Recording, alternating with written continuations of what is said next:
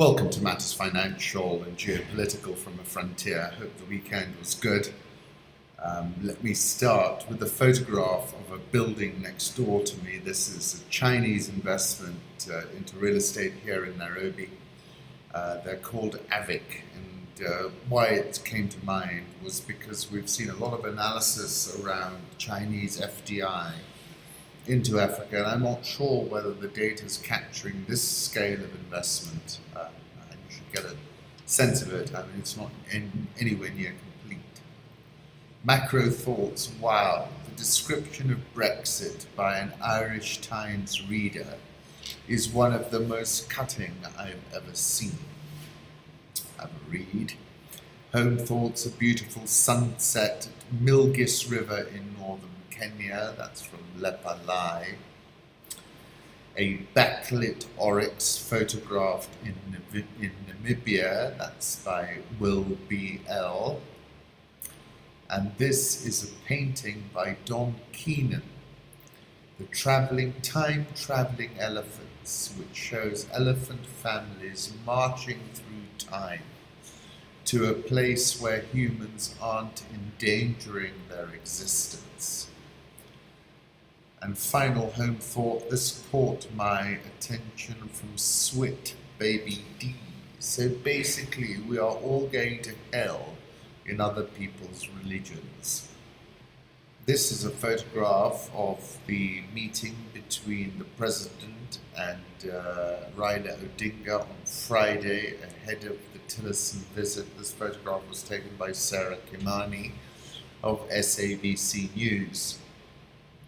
And I'll return to that in a moment. China vote on constitutional amendment removing term limits for the presidency passed with 2 no votes and 3 abstentions. Those 5 are brave souls indeed.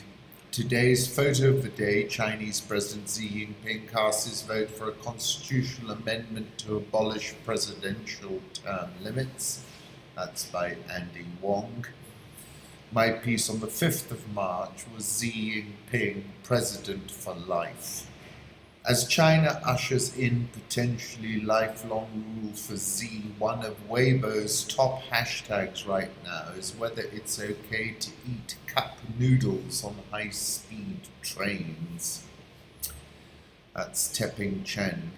The blithe quality of China's censor-scrubbed internet is often jarring, but never more so than on a day like this. So we all knew it was a fait accompli, and we always knew that there wasn't going to be much resistance.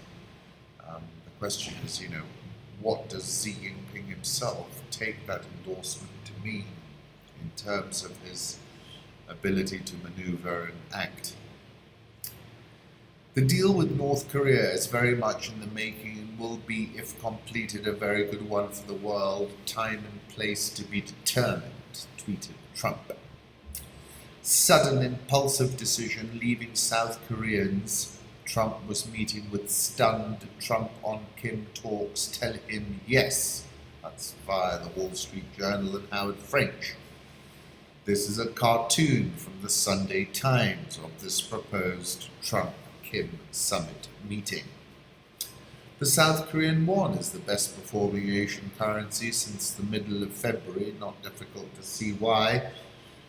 The BBC and the Borowitz report is a parody report, are both asking, is Dennis Rodman key to the Trump-Kim summit?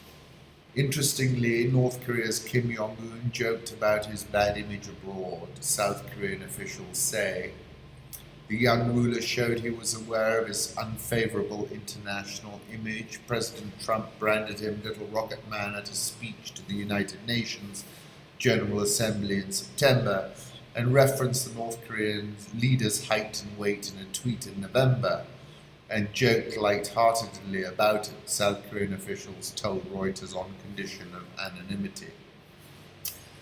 At the meeting in which Kim Jong-un said he would suspend missile launches, he also joked about South Korean President Moon Jae-in's no longer needing to wake up in the small hours of the morning to discuss the provocations So far, if we fired a missile, President Moon Jae-in went through the trouble of convening a National Security Council meeting, Kim Jong-un said. As I made up my mind today, President Moon will no longer have to wake up early in the morning. He added that any matter could now be discussed directly between the two leaders in a phone call. During her visit here, South Korean officials asked her about famous North Korean foods such as orban, rice and chicken soup, and Pyongyang naengmyeon, cold noodles. And the envoys were served onban at the dinner and naengmyeon at the lunch the next day. The meal was washed down with copious amounts of alcohol, including wine, ginseng liquor, and Pyongyang soju. The bottles kept coming, an official with knowledge of the meeting told Reuters. Kim Yo-jong and Kim Jong-un's wife, Ri Sol-ju, were the only two women sitting at the dinner table. South Korean officials used the opportunity to observe the relationship between the ruling couple. 12th of February, I wrote about how Kim Jong-un had unleashed his secret weapon on the world, that being his sister, who I said bamboozles South Korea's President Moon River. But I think he's a very subtle fellow, particularly how he continues to flatter Donald Trump. September 2017, when Kim was testing all his missiles, I wrote, a screaming came across the sky. I was talking about gravity's rainbow. It is a curve each of them feels unmistakably. It is the parabola. They must have guessed once or twice, guessed and refused to believe that everything always collectively had been moving toward that purified shape latent in the sky, that shape of no surprise, no second chance, no return. And in November 2010, which feels like an eternity ago, I wrote, far away in distant lands lies the hermit kingdom. They have all had tiny little hands like the elves and the shoemaker. And this country has nuclear weapons, and on its border with its neighbor South Korea sit 25,000 American soldiers. But when Dennis Rodman said that he didn't know Stormy, Kim was like, oh well, I guess I have to go through Trump then. That's the Borowitz report. Amazing photo says it all. A $100,000 American missile launched by a $20 million plane that flies at a cost of $6,000 per hour to kill people who live on less than $1 a day in the Yemen. The photograph, I don't think, is of the Yemen, but nevertheless the point is still valid. The Indian Ocean, like the Pacific Ocean, cannot become a place of hegemony, said Emmanuel Macron in a joint appearance with Narendra Modi. And they've agreed a deal where India and France will open their naval bases to warships from each other, a move seen as an attempt to undermine China's territorial ambitions. A strong part of our security and the world's stability is at stake in the Indian Ocean, Macron said. The Indian Ocean, like the Pacific Ocean, cannot become a place of hegemony. And I was writing in March this month that China has elbowed everyone aside in the South China Sea and is now accelerating its position in the Indian Ocean. And I think Macron is a response to that acceleration. Why have you decided the Russian authorities, myself included, gave anybody permission to do this, interfere with the US election? Putin asked NBC News. And that goes back to the 5th of December 2016, when I said the first thing is plausible deniability, which is what Putin has got here, and the second thing is non-linearity. 11 killed after a private jet flying from the UAE to Turkey crashes during heavy rain in Iran. First of all, the UAE and Turkey are certainly not allies. Turkey and Iran are. This is an interesting trip. The American century is over and it died in Syria, says Bloomberg views significantly. Syria is the nexus for the destabilizing trends that are thrusting the entire global order into crisis. Russia in particular is using Syria as a proving ground for the advanced weapon systems and hybrid warfare tactics it might well employ. in a future conflict with the West, as well as to make itself a player in Middle Eastern geopolitics.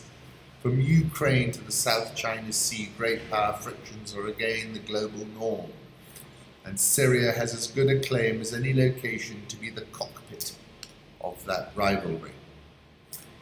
Russian decision to use hybrid forces to attack a base at which US troops were present demonstrates how bold Moscow is becoming, and Russia that apparently test-fired a hypersonic Kinzhal missile. That was according to BBC World. Take a look at this chart. This is the US 10-year yield. This is from T Commodity. You can see it's been climbing steadily. But the interesting thing is normally when you get higher US interest rates, it's supportive of the dollar. This time it's not. Let's move on to the currency markets. Euro dollar 123.29. Dollar index around 90. The strong US jobs growth data was counterbalanced by slower increases in wages. Dollar yen 106.51. The dollar had risen 1% against the yen last week, its largest weekly percentage gain in 5 weeks, versus a 16-month low of 105.24 set on March the 2nd. Swiss franc 0.9500. The pound 138.75. The Australian dollar, where's that? Look, 0.7866. India rupee 65.015. South Korean won, the strongest Asian currency over since the middle of February, last at 1064.78. Brazilian real 325.53. Egyptian pound 17.5945. And the rand 1182.34. Mind the gap. Dollar index is decoupled from US 10-year real yields. This is from Holger. Euro dollar, we're last at 123.32, but really 125.60 is the real hurdle. Commodity markets, gold last trading at 13.21. Crude oil, which last week dipped to 60, or very close to, is at $61.77. Nicolas Maduro's Venezuela is at breaking point. I wrote on the 8th of May 2017, and I was reading through the New York books, and it's got an article, Hell of a Fiesta, about Venezuela.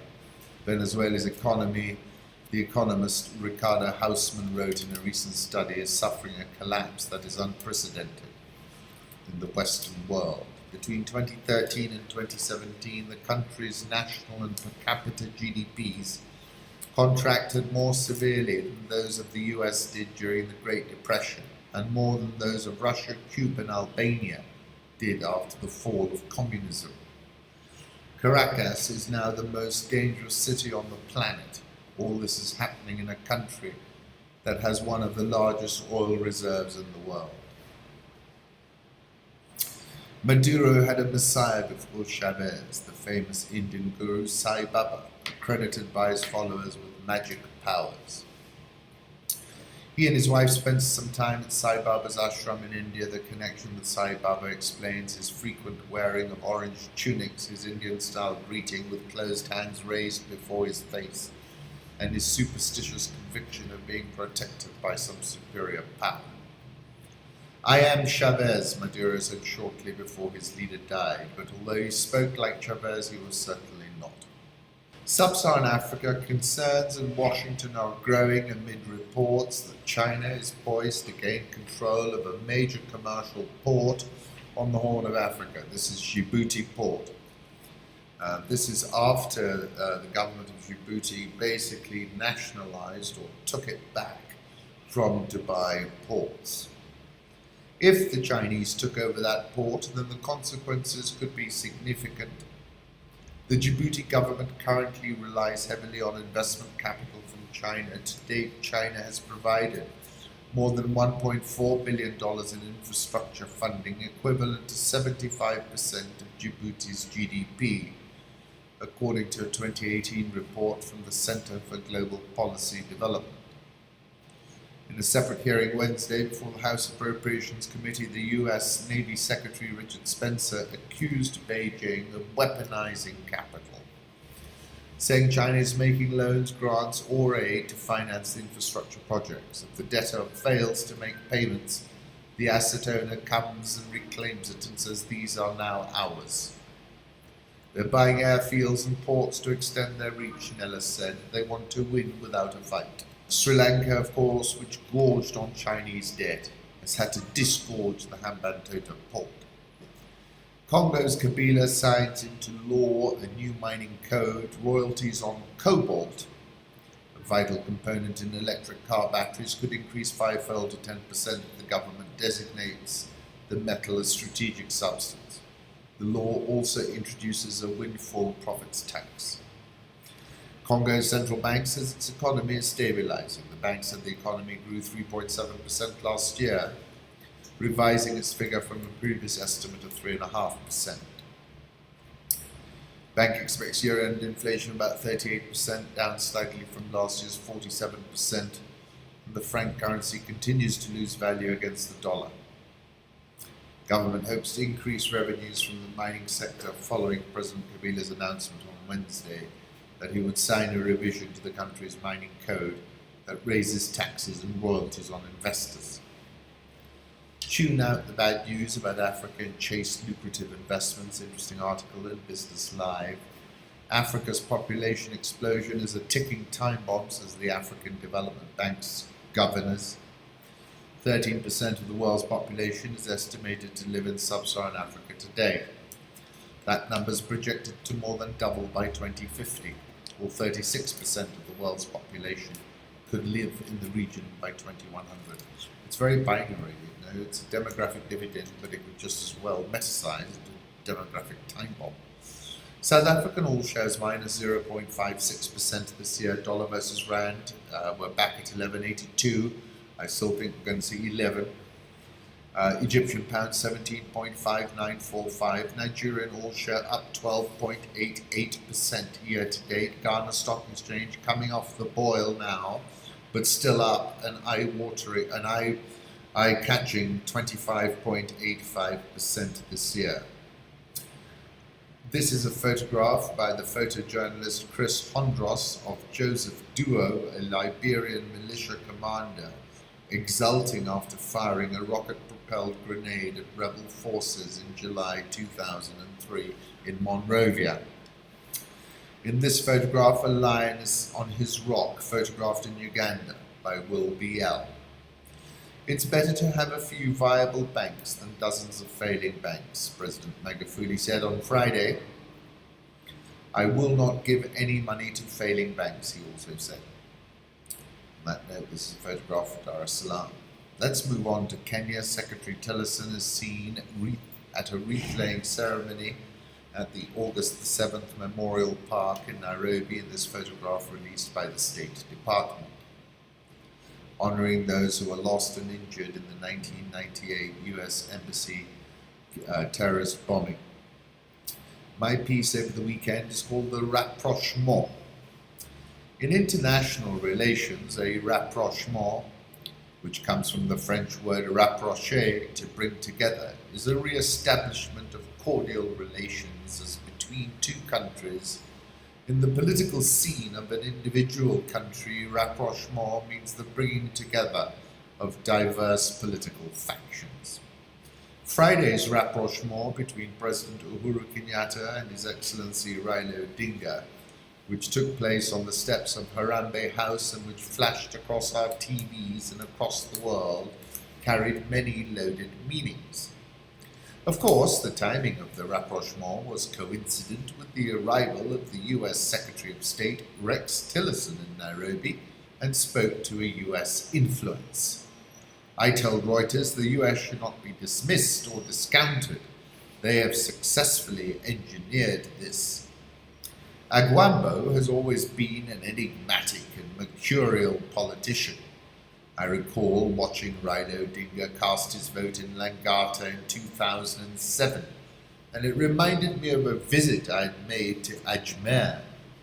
Ajmer is a pilgrimage center for the shrine of the Sufi saint Khawaja Muhyiddin Chishti.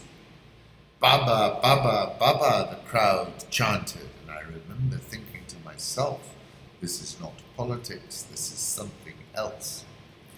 Evidently, Raila's closest political allies were wrong-footed. They said as much in a press release and also announced they would be holding a retreat to discuss the matter on Monday.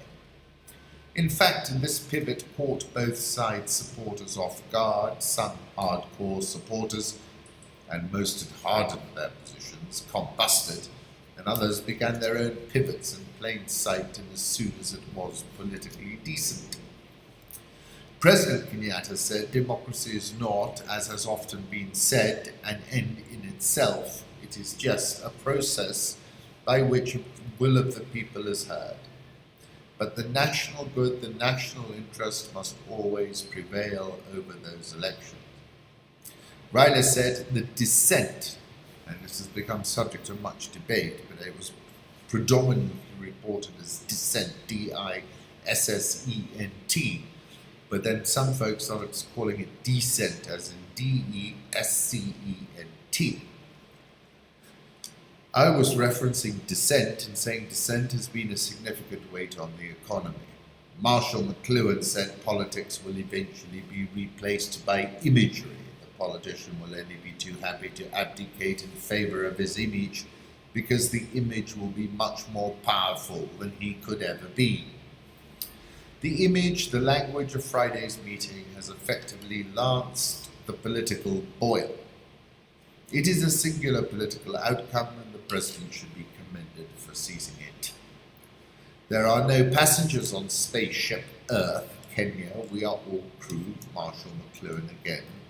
Now we need both leaders to leverage Friday's rapprochement to get the show back on the road so that we can get back to growth, because we all know intuitively faster growth will start floating our boats again.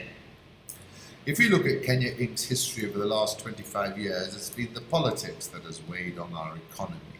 In an election year, Kenya has typically slowed down by an average of 1.7% in GDP terms. And then when we've fumbled things, we've had political contagion leaking into subsequent years. A very adversarial and outrageously expensive political scenario has created a scarcity mentality, something which I was hoping devolution would address, which has led everyone into a me, me now mentality. This is best witnessed on our roads, where an inability to think of what is best for the group leads to chaos on our roads at any excuse. It's important now that Friday is seen as an inflection point in a moment of trend change. Spotting inflection points and trend changes is a very profitable enterprise in the markets. If you're interested in Ajmer Sharif Dargah, which is a Sufi shrine of Sufi Saint Moinuddin Chisti in Ajmer, Rajasthan, there is a link. It has the grave of the revered saint. Akbar and his queen used to come here by foot on pilgrimage from Agra every year in observance of a vow when he prayed for a son. And in this photograph you see the tomb of the Saint Moinuddin Chisti. This descent stops here, Raila Odinga said on Al Jazeera Live. He also said he had the pleasure of meeting his brother Uhuru Kenyatta with discussions on issues afflicting Kenya. Robert Bessiling on Bloomberg says this is Odinga acting alone. The NASA coalition partners will be the ones who need to reform. A credible opposition without Odinga. Herman Manyora, a political analyst at the University of Nairobi, said Odinga's party is the biggest component of NASA and that while he stands a chance of securing the presidency in the 2022 election, NASA's other leaders are unlikely to win if they strike out on their own. They have limited options. Where can they go? They may find a hostile environment out there. One puts us in front of the bullet and the other pulls the trigger. Then they meet for tea and call each other brother. That's Shiku Nyambura. As I said, the US should not be dismissed or discounted. They've successfully engineered this. Tillerson is seen here arriving in Nairobi for meetings with Uhuru. The Kenya shilling was last at 101.10, which is firm. Nairobi all shares up 5.49% this year. NSE 20 is up 0.22% this year. Yields on the newly issued 10 and 30-year Eurobonds have decreased by 20 basis points each to close the week at 7% and 7.9% from 7.2 and 8.1%. That's according to Saiton. Limuru Tea reported full-year earnings per share was negative 9 shillings and 22 cents, 15.975% worse than the previous full-year loss. Turnover slumped 22.658%. Loss attributable to shareholders was worse off 16%. Earnings per share negative 9 shillings and 22 cents versus negative 7 shillings and 95 cents last time. Spoke to a 35% decrease in green leaf volume compared to 2016 and on account of the prolonged drought. Company produced 2,039,613 kilograms of green leaf in 2017. Total revenues decreased by 23%. They skipped the dividend for the second full year. Tough results. It's really a real estate play. Limuru is just on the outskirts of Nairobi. Kenya Re has announced the departure of its managing director with immediate effect. Kenya Re is up 4.419% so far this year. Armed Cement has issued a full-year profits warning, saying they were adversely affected by difficult market conditions, import ban for coal in Tanzania, prolonged and disruptive election in Kenya, as well as a strain on the group's working capital. Board of Director also anticipates negative year-end provisions for contingencies and impairments of inventories and assets. ARM is down 15.769% year to date. In this photograph, Tillerson is seen participating in a wildlife tracking anti-poaching event with KWS Kenya. Once again, thank you kindly for stopping by.